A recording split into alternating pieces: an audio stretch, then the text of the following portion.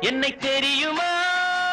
நான் சிரித்து பழகி கருத்தை கவரும் ரசிகன் என்னை தெரியுமா